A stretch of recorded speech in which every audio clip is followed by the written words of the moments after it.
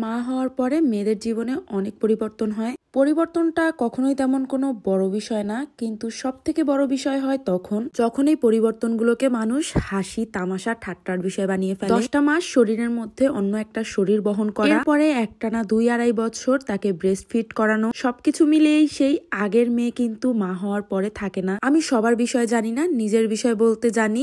আমার ফিটফাট থাকার জন্য তো সামনে সময় পড়ে আছে, কিন্তু এই সময়টা সম্পূর্ণ আমার সন্তানের। তাই নিজেকে অনেক বেশি ফিটফাট করব এই চিন্তা করার আগেই নিজের সন্তান কিভাবে সুস্থ থাকবে সেই চিন্তা করি। নিজে ফিট থাকার জন্য চাইলেই সিজারের পর থেকে তোর মতো ডায়েট মেনটেন করতে পারতাম। ডায়েট মেনটেন করে খাওয়া দাওয়া কমিয়ে দিয়ে ওজনটা প্রায় 10-15 কেজি কমালেই হয়ে যেত, তাহলেই ফিটফাট থাকতাম। আপনাদের এত কটু কথা, কটু কমেন্ট এগুলোও দেখতে হতো না। কিন্তু এর ফলে কি হতো জানেন?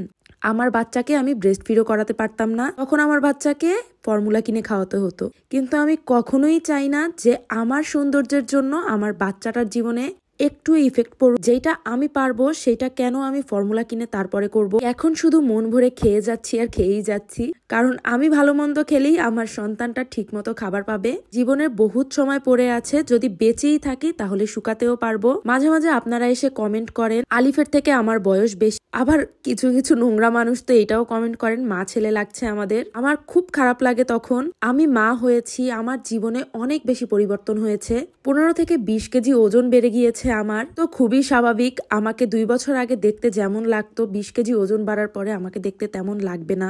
তারপরেও আপনারা যখন এই কমেন্টগুলো করেন, আমার মনে চায় আপনাদের কানের নিচে 2টা চটকানা দিয়ে তারপরে বলি, তোর পেটের মধ্যে একটা বাচ্চা 10 মাস বহন কর, তারপরে সেইটাকে 2 বছর ধরে লালন পালন কর, আর দিনের পর দিন রাত জাগা তো ফ্রি আছেই, তারপরে একটু তার চেহারাটা দেখতে চাই। যদিও এসব কমেন্ট বেশিরভাগই আমাকে ছেলেরা করে, তবে এমন ছেলেরা করে যারা কোনো মায়ের পেট থেকে জন্মগ্রহণ করেনি, তারাও কোনো ছেলেদের পেট থেকে এবং ফিটফাট ছেলেদের পেট থেকে জন্মগ্রহণ করছে।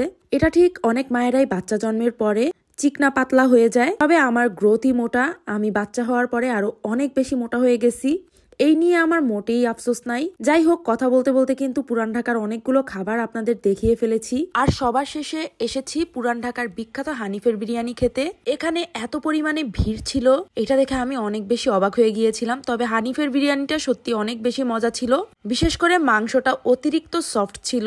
যাই হোক, মানুষকে কটু কথা বলা বন্ধ করেন।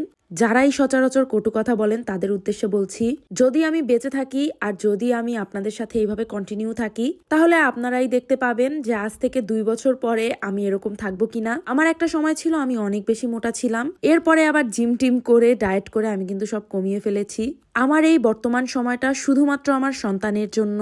এখন শুধুমাত্র ওকে আমি পেট ভরে খাওয়াবো, আর আমি এমন ভাবে চলবো যেন আমার সন্তানটা পেট ভরে খাবার পায়। এরপরে আমি যখন ফিট হওয়া শুরু করব, ইনশাআল্লাহ আবার আমি সেই আগের সোনালিই হতে পারবো। তখন আপনাদের উত্তর দেওয়ার জন্য কমেন্টগুলো এখন আমি স্ক্রিনশট দিয়ে রেখে দেই। বেঁচে থাকলে জবাব আপনাদেরকে ইনশাআল্লাহ অবশ্যই দেব। আজকের মতো বিদায় নিচ্ছি, আল্লাহ হাফেজ।